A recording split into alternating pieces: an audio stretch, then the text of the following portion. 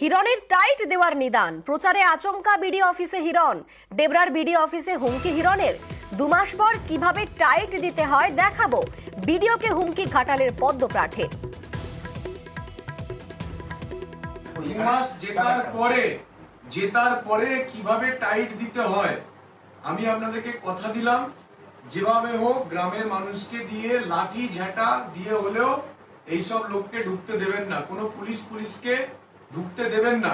তৃণমূলের দলদাস পুলিশ, তৃণমূলের দলদাস BDO SDO দেরকে ঢুকতে দেবেন না।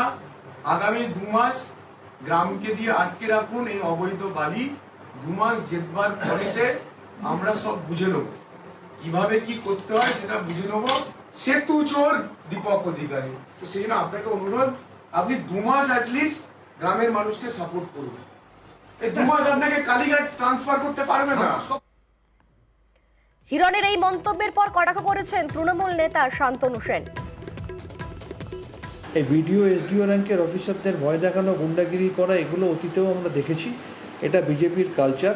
তারা কেন্দ্রীয় সমস্ত স্বশাসিত সংস্থাকে রাজনীতিকরণ করে নিজেদেরকে পকেটস্থ করেছে, আর বিভিন্ন বিরোধী শাসিত রাজ্যে সেখানে প্রশাসনের সমস্ত সেকশনকে তারা প্রকাশ্যে ভয় দেখাচ্ছে। ভয় দেখিয়ে তারা ক্ষমতাকে কক্ষিগত করতে চাইছে, কিন্তু তারা জানে না যে বাংলার মানুষ এই ভয় দেখানোর রাজনীতিকে পছন্দ করে না। তাই তারা যত এই ধরনের কাজ করবে তাদের ভোট তত কমবে, তৃণমূলের ভোট তত বাড়বে।